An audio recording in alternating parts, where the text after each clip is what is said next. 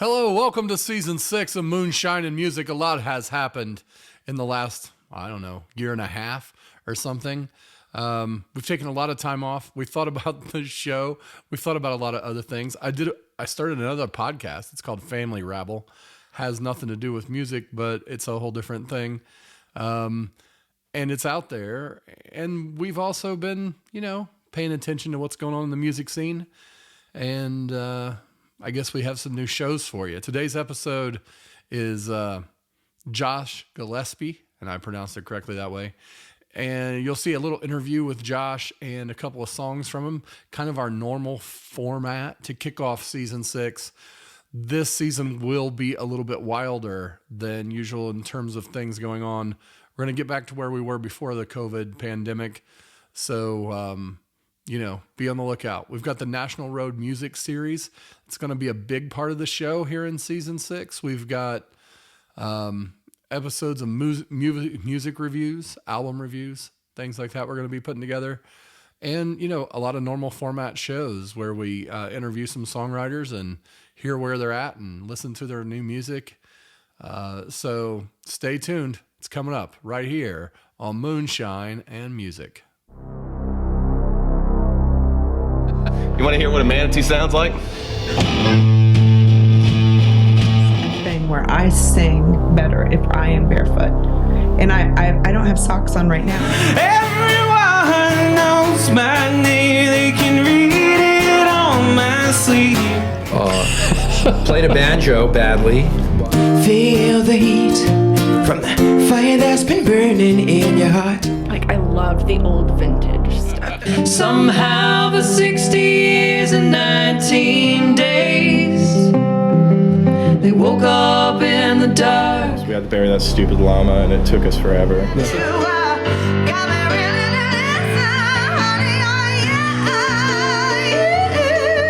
How to make music happen, how to make it pretty, how to make it dissonant, and I learned how to sing through them. Don't let babies with crazy people, cause they never go away. And then you could take like 6 pennies and tape them to the arm and it would ride over the wave. Maybe later tonight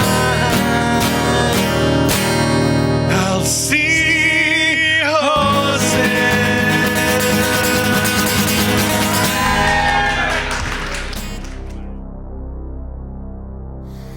So, hello everyone. Welcome to Moonshine and Music. I'm Joe Shelton. I'm the host today, and every day that we have this podcast. Welcome back. It's our guest here today is Josh Gillespie.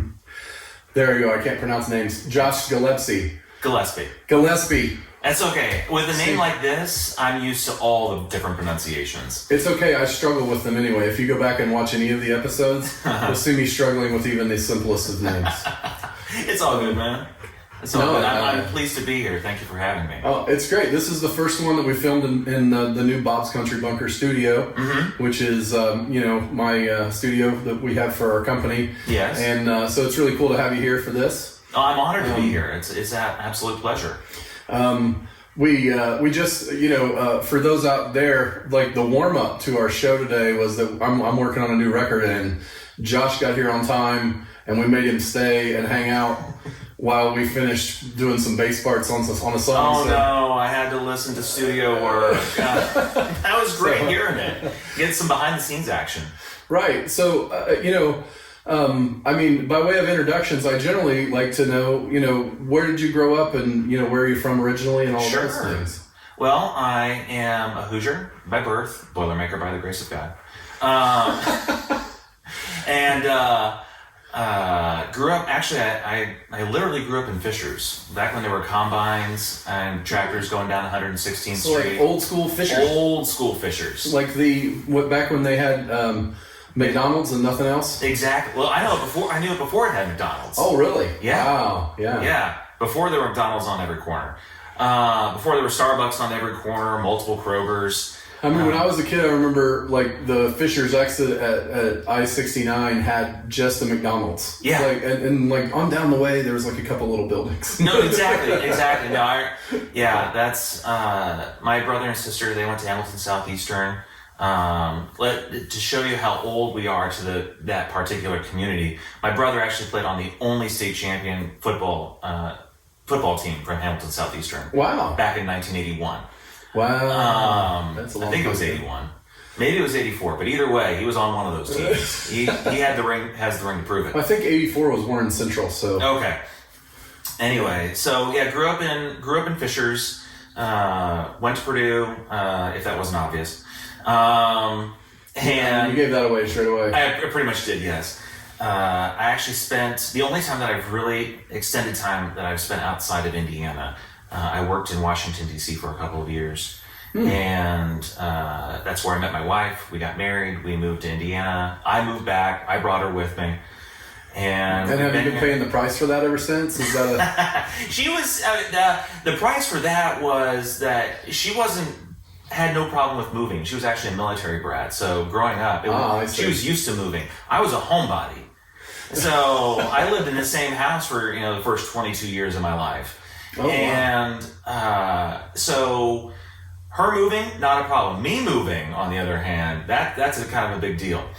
And so we got married, lived in Fishers for a year, moved out to McCordsville, was out there for about 8-9 years, moved back to Fishers, and now we're actually in downtown Indianapolis. Really? Yeah. Well, that's like culture shock. I mean, because it's a whole different thing. For all the people who always complained about having to drive from Indianapolis to Fishers, and oh, that's so far away. Oh, that's just ridiculous. Now I actually kind of understand. Being like, really, gotta go all the way up to Castleton? What? I have no sympathies in that regard. No, I know. I worked downtown for years. Oh yeah. And commuted from out here, which is Greenfield. Yeah, right? yeah. So commuting downtown all the time, and I come across these musicians, and they're like. So they live in Broad Ripple, of course, which is 75 minutes from everywhere because Broad Ripple has no direct path. No direct path. Right?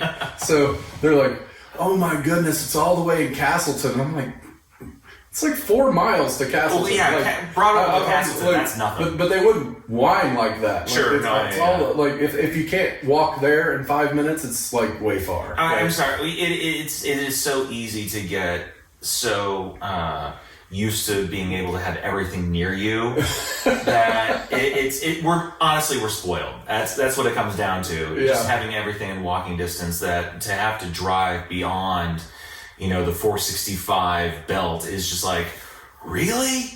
But coming out here was nothing. We've taken you out, see, this is the thing, why I like living out here, because it's a straight road to downtown. Right? Yeah. If you're in Fishers, it's kind of awful getting to downtown. There's nowhere straight. No. And 69 is always kind of go around and then across. Mm-hmm. And so the path is just better. Yeah. So it's not as warm. That's how it originally happened. But then I just like it out here. So it is what it is. No, it's very nice out here. So you grew up in Fishers. Mm-hmm. And was music in your life at that point? What made you start writing songs or playing? Sure, instruments? music has always had its place in my life. It's kind of a family thing to a certain degree. I just remember music always being around. Growing up, my dad and his brother were part of. My grandfather was a traveling evangelist in the 40s and 50s. Really? That's interesting. And so hold on, I can't skip past that. Okay. He was a traveling evangelist, like the medicine show kind of guys, or no, not a medicine show, like the tent revival or tent revival guys, or going to different churches. He was going to do the revival where they make everybody cry and break down and all that. I don't know if he was making them cry, but I mean. So sure, but that's. If you're familiar with the movie, I had family members that were Pentecostal, they weren't Pentecostal. And you go to the tent revival, and it was, as a child, just kind of freaky because you got 75 adults breaking down into tears, and you're 6 years old going, what? You know what I mean? If you're familiar with the movie The Apostle, I think it was more like that. Oh, okay. So it probably a little bit more staid because he was Nazarene, and Nazarenes don't do anything related to craziness. They're very staid individuals. So they aren't pulling out snakes and stuff. No. But my dad and the whole family, actually, they would perform. So they would lead the worship. Well, I mean, so I'm thinking that, like, you know, I always thought a lot of my family was Baptists, and they were like the way calmer ones at church. Gotcha. Yeah. Is Nazarene kind of like Baptists? In that regard, except that it's with Nazarenes, it's like if you back in the day, if you went to a movie or had a sip of alcohol, you're going to hell. Okay. So yeah, so that's pretty. You know, that's a tough line on that. Yeah, pretty tough line. Yeah. I think they've eased up on the movies. I would hope so. Well, the funny thing is that so one of my favorite, maybe depending on the movie. Sure. Yeah. Well, one of my favorite stories is that, again, you know, my grandfather was deeply involved in Nazarene ministry, but he didn't let rules bother him. So one afternoon he was gone for hours. Okay. And my dad and his brother had no idea where he was, and he comes home and he's like, Jim, I just saw the best movie. He said it was the 10 Commandments. And I mean, that movie, you know, if you've seen it, is like 3.5 hours long. If they make a movie about religion, no, I don't even think it was that. It wasn't even that. It wasn't even that. He was just floored by it. I mean, that was a big movie. That was a spectacle at the time. That was like Titanic of its day. And that movie also was pretty popular in like the Oscars or whatever. Yeah. It went, like, and it had like all the actors at the time. I mean, Charlton Heston was in it. Yul Brynner was in it. I mean, so. Right. So it was a big deal, not just because it was like an A-lister thing. Oh yeah. So he then, after seeing it himself, took to go see it.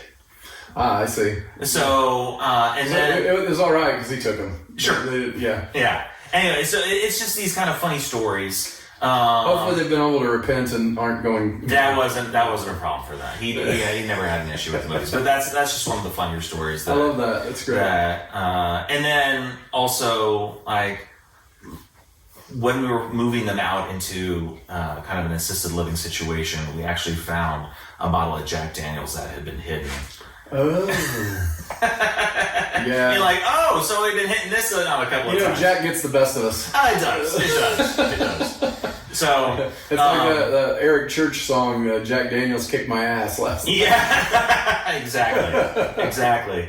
So they grew up. My dad played piano, and saxophone. My uncle played the clarinet. My grandparents sang.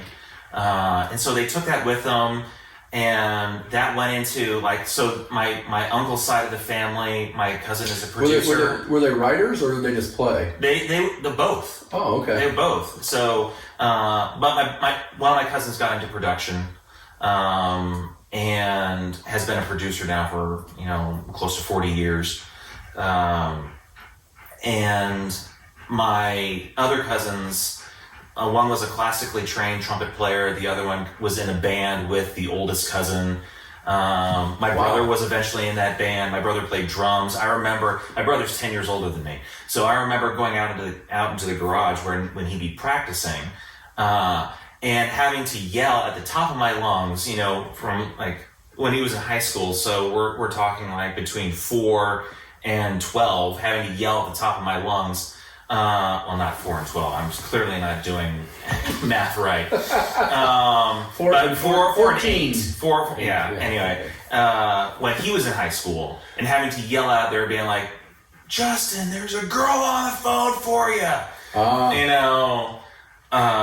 Usually that was the case. Just having to yell at because he'd have his headphones on, and he'd be playing a Rush, and I'd be like, "Justin!" And so, I took piano lessons. We all took piano lessons. My sister played the violin until I put peanut butter on her bow. Why did that stop her from playing after? She couldn't clean it off? Or I guess they didn't want to invest in a new bow. I don't know. Then she moved on to the clarinet. I played trumpet in high school. I didn't pick up the guitar until I was out of high school. So you played trumpet in high school. Were you in like the marching band, or? Oh, my school did not have a marching band, so it was a performance band. Oh, I see. And So did that, picked up guitar in college. I'd also picked up like hand percussion. The one thing that I picked up from my brother is that his hands were always moving. Didn't matter what was going on. Music was always playing in the house. My parents didn't like my brother's music. They were into classical and jazz. My brother was into rock. My sister was into 80s synth pop, you know. And so by the time I'm left to myself, because my sister was 8 years older than me, I was the special accident. You know, this is wild. My brother, my oldest brother is 10 years older, and my middle brother is 8 years older. Oh, really? Yeah. So you get it. Yeah, totally. So were you the youngest of three? Yes. Yeah, I was the youngest of three. I was the youngest of three by 8 years. Yeah. Yep, by 8 years. So by the time I'm by myself, you know, with my parents, they're hoping that they can have a big influence on me on what I'm listening to. And I end up, you know, it's just like listening to grunge and all that stuff, and because it was the '90s by the time I was in high school. You could be in a grunge band right now. You've got the long hair and you've got the kind of zip down. You know, I would definitely look like I'm in a dad grunge band. Maybe I could pull off the Foo Fighters look. We could just color the beard a little. And no, right? It's of all the things that's like almost completely gray on me. It's my beard. It makes me look much older. I mean, this is what I got from the pandemic. Like, really? It was dark, and then it turned gray, like right here, the last 3 years. Yeah. I know it's because of COVID. Oh no, for me this is because I have 5 kids. This is my long COVID symptom. There you go. I turned gray. Yeah. In my face after. I mean, it's as good an excuse as any. I'll say maybe I should use that. I just use my kids as an excuse. Oh, they've turned it gray. Yeah, I got 5 of them. So. Oh, you have 5 children. See, we haven't gotten all the way up to that yet. We're still talking about Yeah. younger. So, what made you want to play guitar later? Was it I just want to play a different instrument, or? Well, I honestly did not know where the trumpet was going to take me, and so it's like at the beginning of the year you get to determine where everyone is sitting. And so I was always a back bencher. That's the whole first chair, second chair, third chair thing that I hear about. Yeah. I was never in the band. Okay. I was in choir. Okay. Yeah. So I was in doing band. I was always at the end of the row because I wasn't putting that much emphasis into it. But my sophomore year in high school, I started out the year as second chair. Oh. And I was like, oh crap, now I got to take this seriously. And so I did. Try. Now I had to try. And my parents were ecstatic. And so if they're musical people, they would be, right? Yeah. So they decided to invest in trumpet lessons. And weird connection is that my trumpet teacher was the father of Michael Smith, who was the lead guitarist for the Y Store. Oh, yeah. So that was kind of cool. You started playing guitar in college, and I assume, when did you start writing songs? Was it right away, or was it? No, it was not right away. I mostly was. You were just like playing Nirvana on your thing. Yeah, well, I got an acoustic, so at maybe the time, some Pearl Jam. I was trying to figure out how to play Zeppelin, actually. Oh, I see. Well, that's way cooler than Nirvana.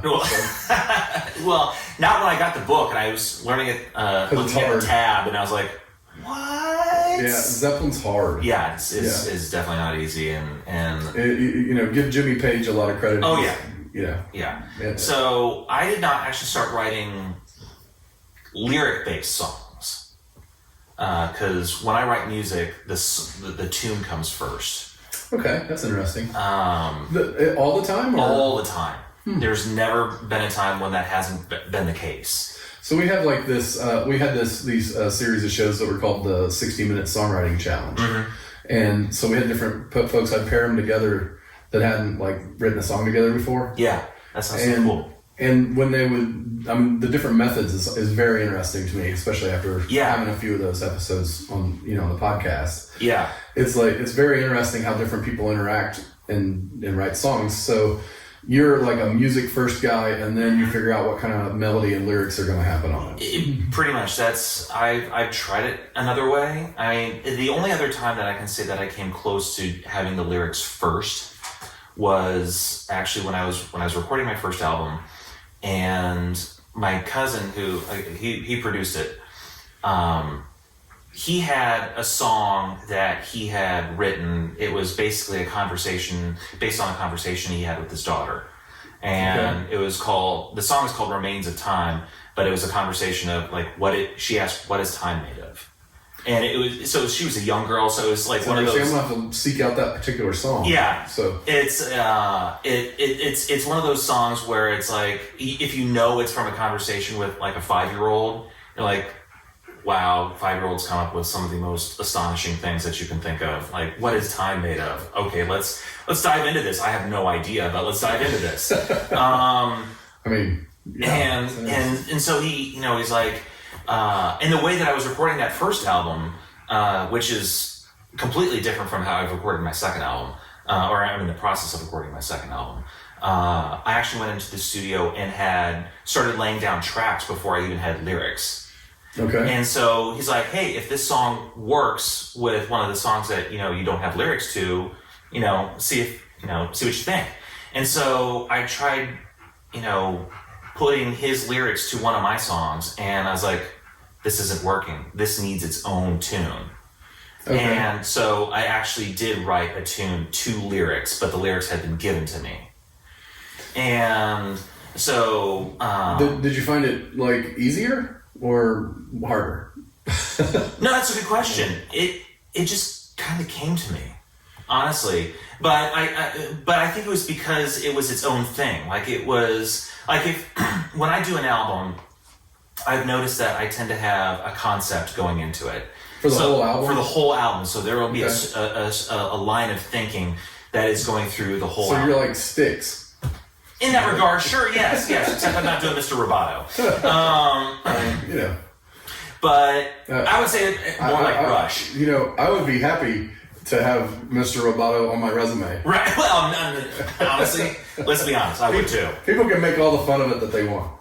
No, I hear it, but as the people from Styx, as they cash those checks, don't really care what they don't care one lick. No, that actually would be. It's like all the folks that like trash Nickelback. I'm like, dude, they're just cashing checks, man. Yeah. What No, I'm with you there. Yeah. It just feels like they're getting the last laugh. I fooled you. They're getting the money. Don't get saying. I know what you're saying. Have you seen the documentary "I Might Get Loud"? I have not. Oh, well, you should check it out. It features a conversation between Jack White, The Edge, and Jimmy Page. Really? That does sound good. Now, 3 people you wouldn't necessarily think would sit down and just talk guitars. Right. But and it gets a little awkward at times between Jack White and the other two.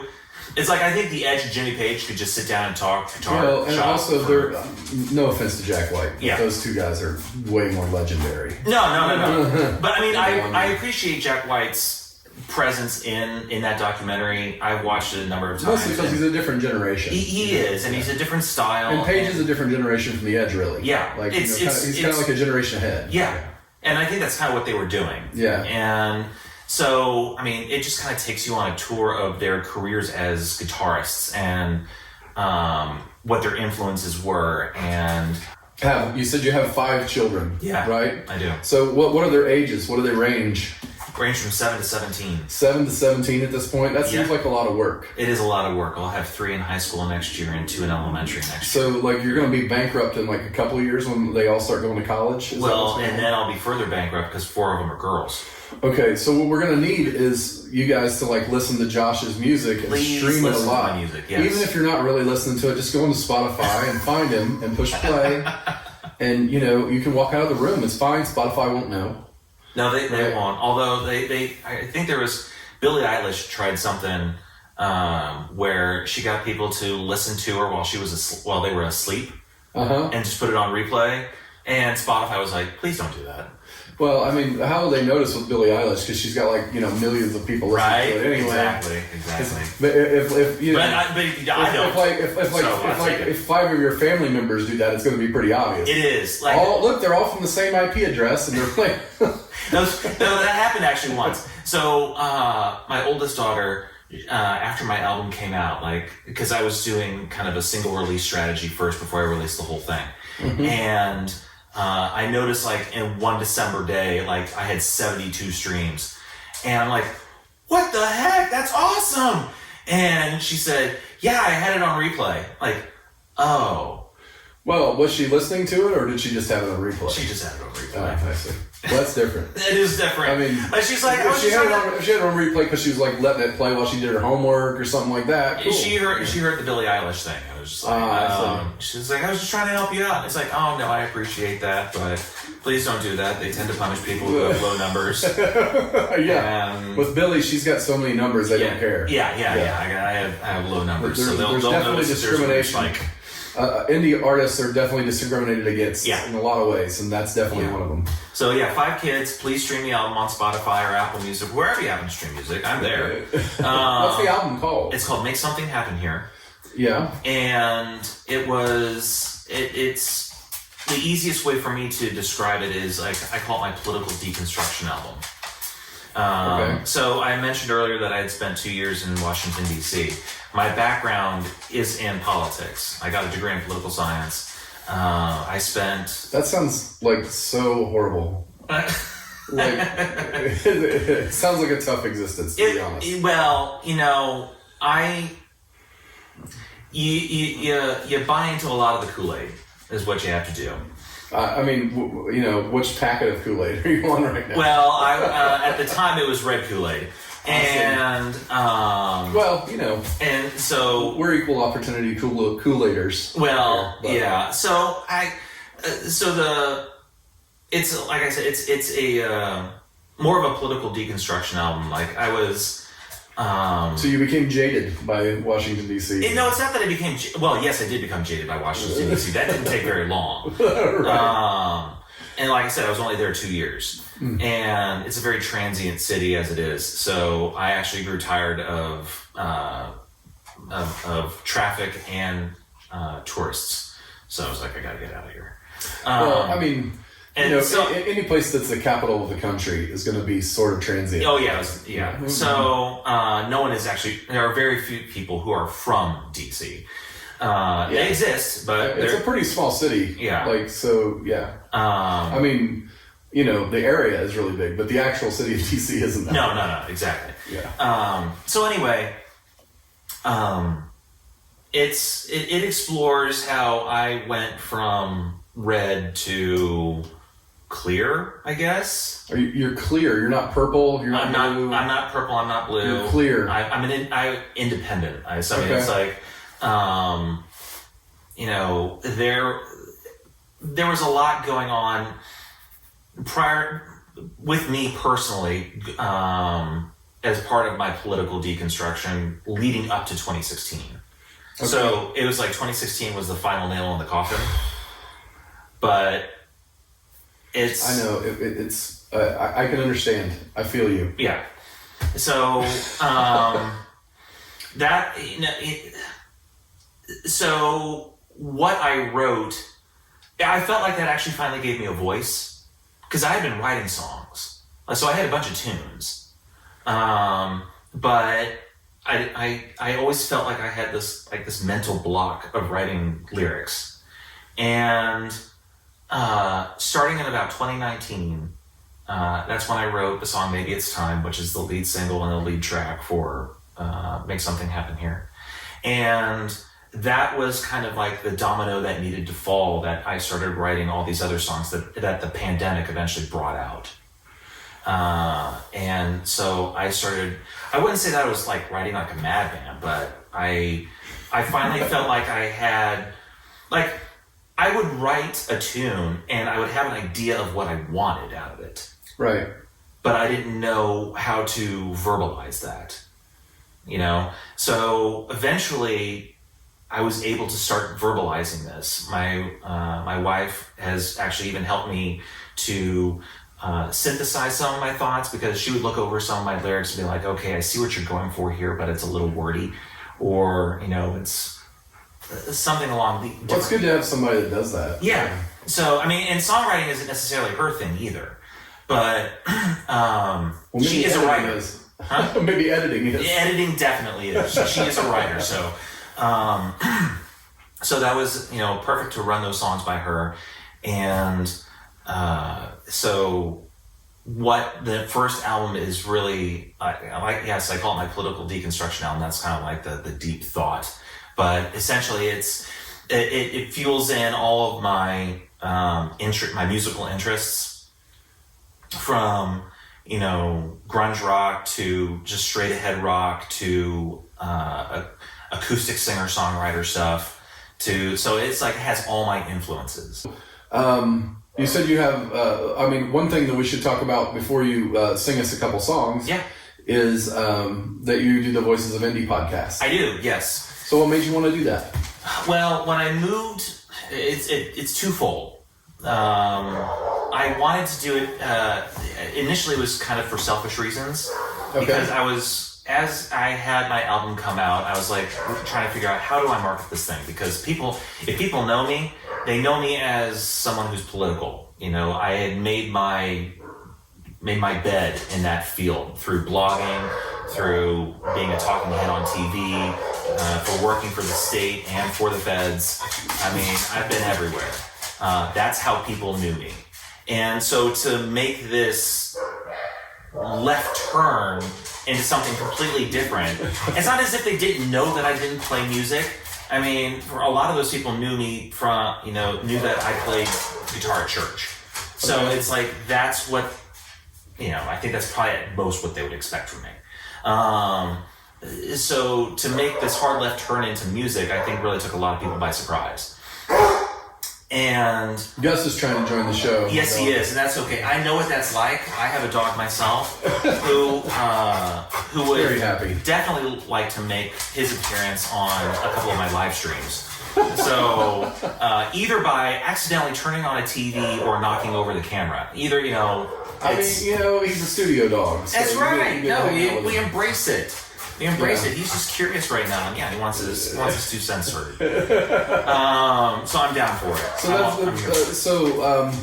You started doing. Yeah. You were trying to get out of just being a political person. Exactly, and I had done podcasting before, but it was a political podcast. Right. And so I was watching this YouTube channel on how to grow yourself, how to market yourself, blah blah blah. And one of the things that they said to do was to start a podcast in your area. Within your niche. I was like, okay, I do podcasts. I know how to do that. I could do that. Sure. And then when we moved downtown, I was like, I want to get to know my city better. I want to get to know the scene better. Right. And it wasn't just music. Voices of Indy also, although it's primarily focusing on music right now, it also focuses on the theatrical and visual arts scenes of Indianapolis. As a way to kind of bring it all together. And I wanted to kind of get my name out there, being like, hey, I have an album too, but I also want to talk to people who are creating music and creating art in general. And so that's how the podcast kind of started. And so that very first podcast that I ever did, I actually performed on it as well as my guest.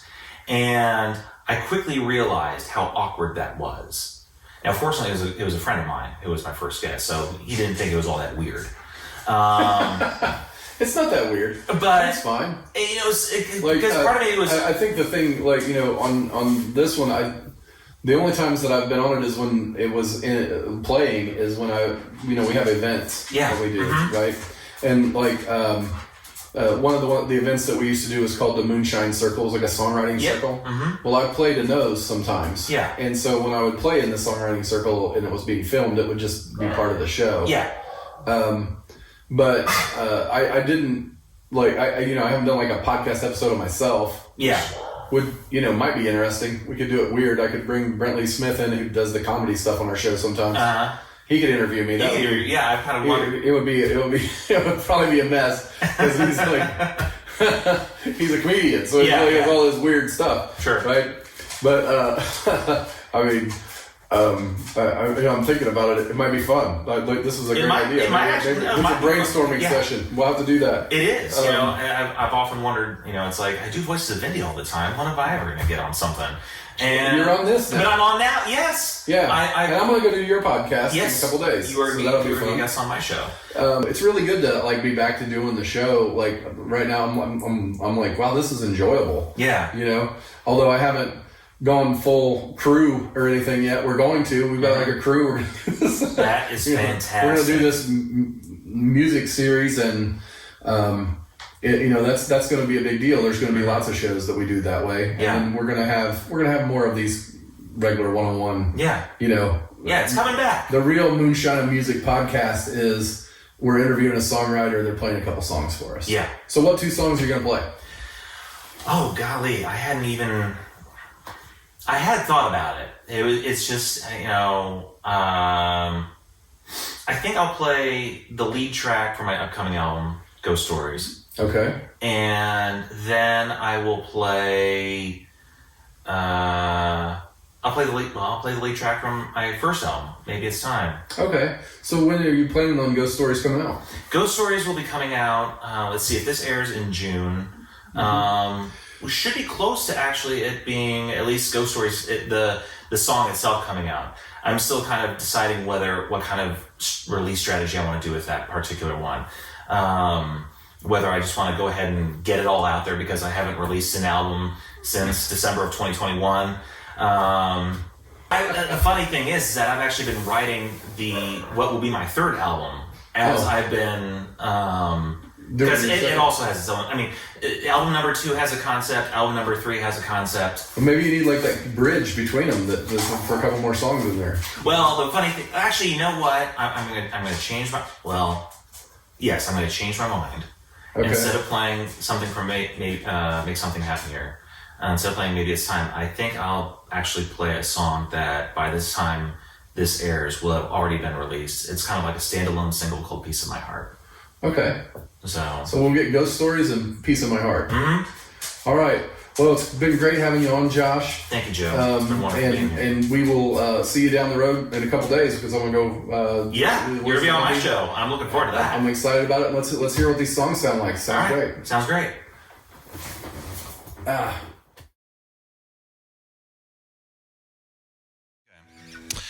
My name is Josh Gillespie. This song is called Ghost Stories. It will be on my upcoming album of the same name called Ghost Stories. Hope you enjoy it.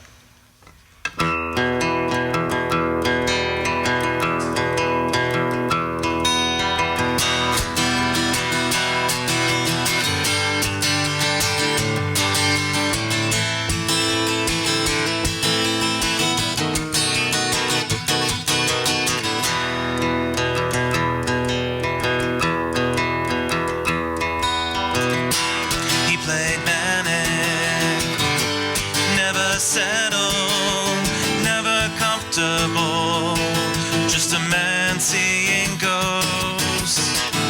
The body may be gone, but the stories must live on. Just ghostly souls waiting for the moment to arrive.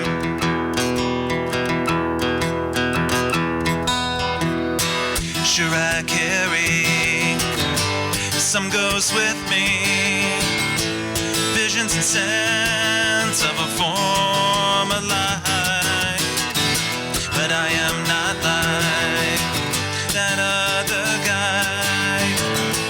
We share nothing but memories.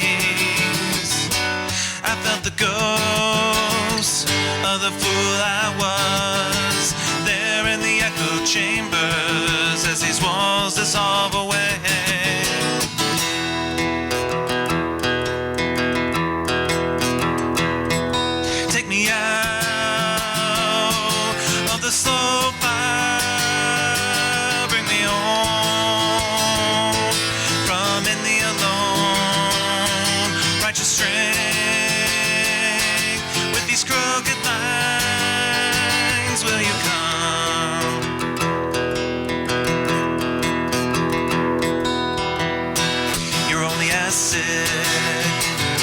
Secrets inside.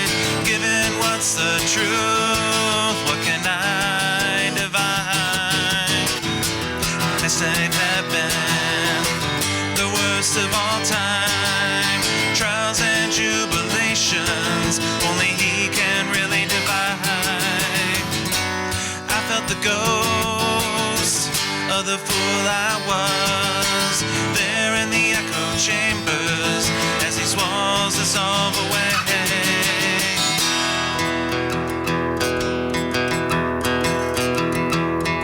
Take me out of the slow fire, bring me home from in the alone, righteous strength with these crooked lines. Revision takes advantage of hindsight's blurry lens, questioning reality and all what could have been. I battle with the Holy Ghost, allayed by what I see, cast down by what is lost. But you have always been with me. You have always been with me. Take me out of the slow fire, bring me home from in the alone, righteous strength with these crooked lines. Will you come? Will it be on time? I've seen you go, walk on the water, but I'll sing till you save me. Then I run, knowing better, till who's gone, till who's gone, till who's gone.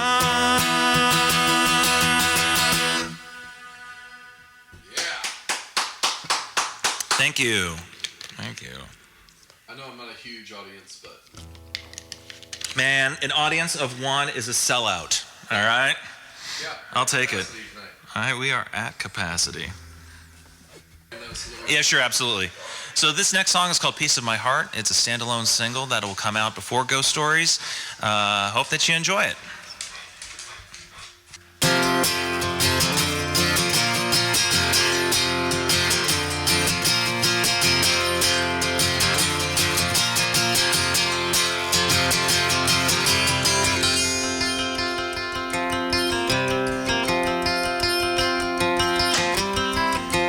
Nearly left a piece of my heart.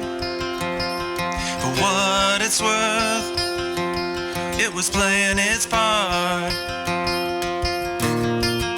For half a second I lived in your reality, waiting for the hour to come. But time is full of brevity.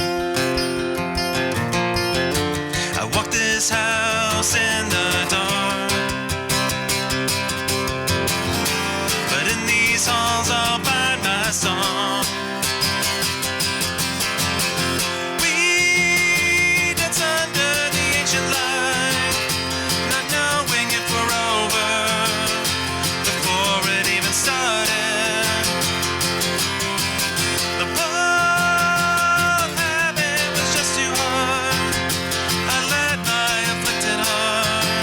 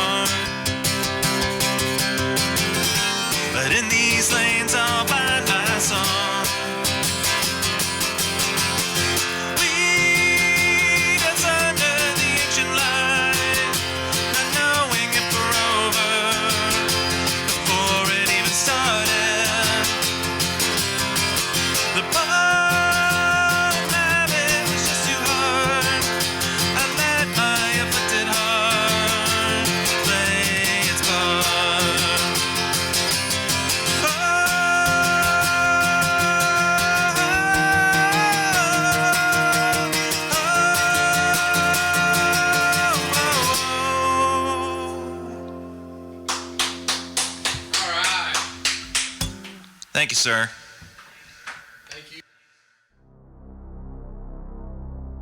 Moonshine and Music is a presentation of Not Less Entertainment, copyright 2023, produced by Joe Shelton, cameraman, grip, and stunt double, always Brent Lee Smith. We hope you join us for more episodes of Moonshine and Music.